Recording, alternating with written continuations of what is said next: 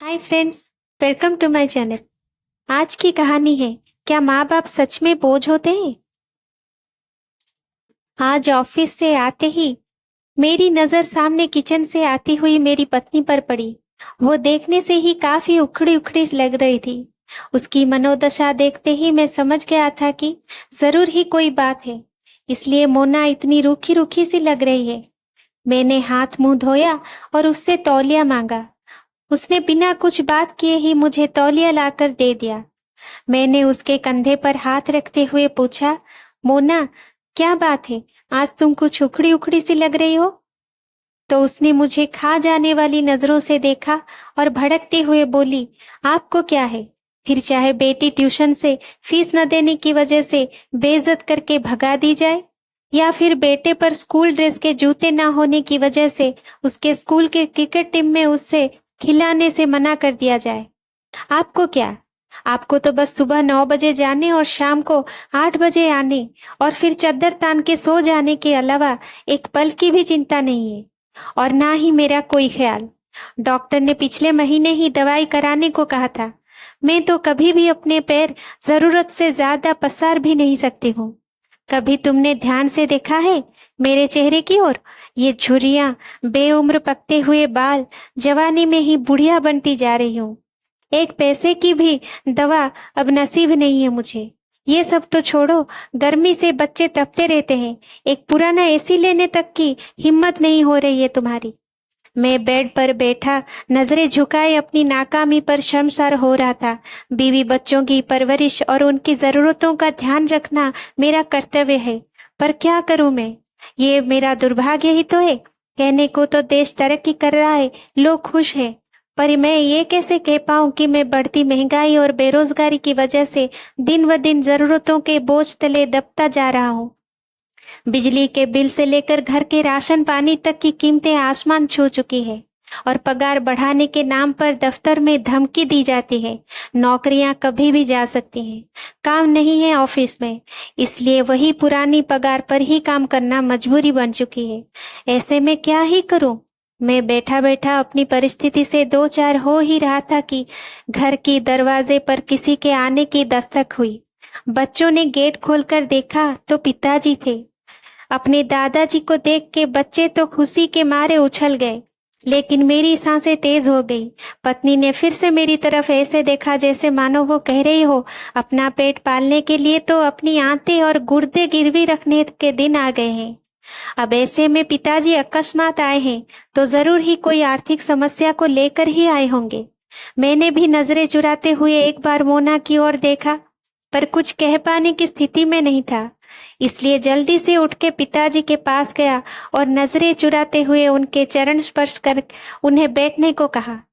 मोना ने भी उन्हें चरण वंदन किया और खाना खाने के लिए कहते हुए किचन में चली गई। अब मैं और भी अकेला महसूस कर रहा था। मोना तो मुंह छुपा के किचन में जा चुकी थी। मुझे डर था पापा कहीं पैसों की कोई बात ना कर दे, इसलिए मैं जल्दी बच्चों को बुला के उनके पास किया और खुद वापस कमरे में चला गया। पिताजी भी मुझे जाते हुए देख रहे थे। मैं किचन में आया तो मोना ने कहा, जरूर पिताजी किसी आर्थिक मदद की आस से ही आए होंगे, ऐसे में इन्हें हम ही तो याद आते हैं। बड़े वाले भाई साहब का कोई याद नहीं करता, देने के नाम पर उनका नंबर आ जाता है, और जब कोई जरूरत हो तो सब लोग हमारे यहाँ ही आ जाते हैं। वैसे तो ये शब्द मोना कभी नहीं बोलती, पर इस बार उसके घर की तंगहाली इस लेवल पर थी कि उसे मरने के लिए अगर जहर खरीदना भी हो तो उसके लिए भी पैसों का इंतजाम ना के बराबर ही था। एक तरह मोना लगातार मुझे बोले जा रही थी, और दूसरी ओर मैं था जो कुछ पाने या करने में समर्थ ही नहीं था।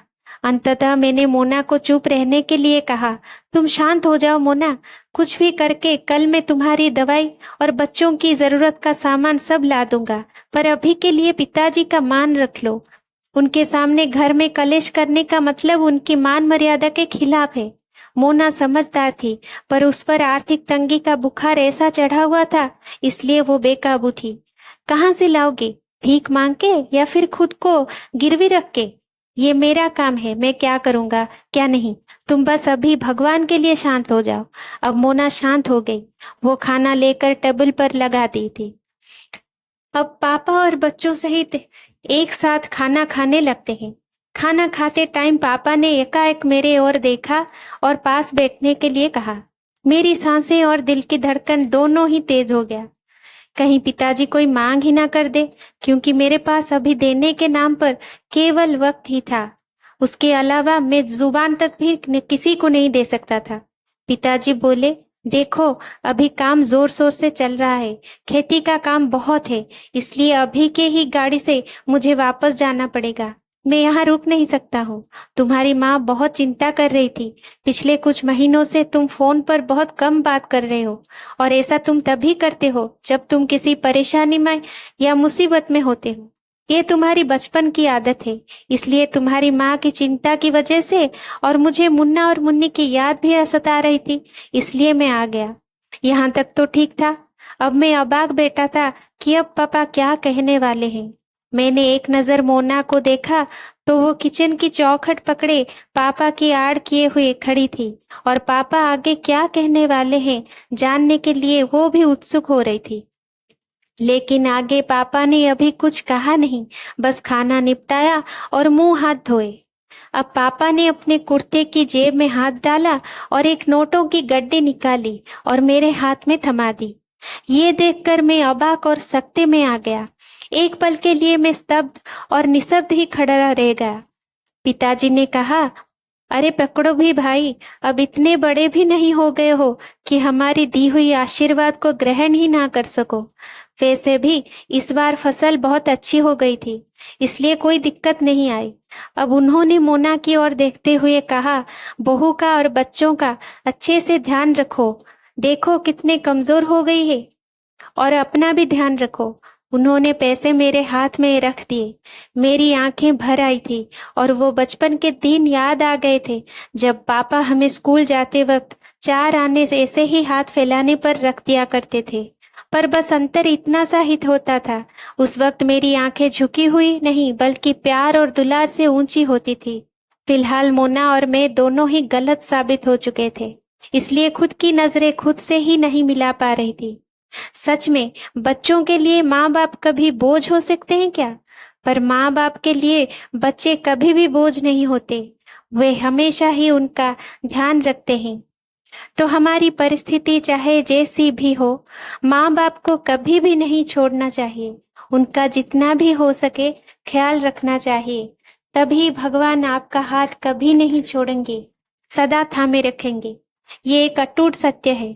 कई लोगों ने इसे अनुभव किया है और आज भी कर रहे हैं। Thank you for watching. Please like, share and subscribe my channel.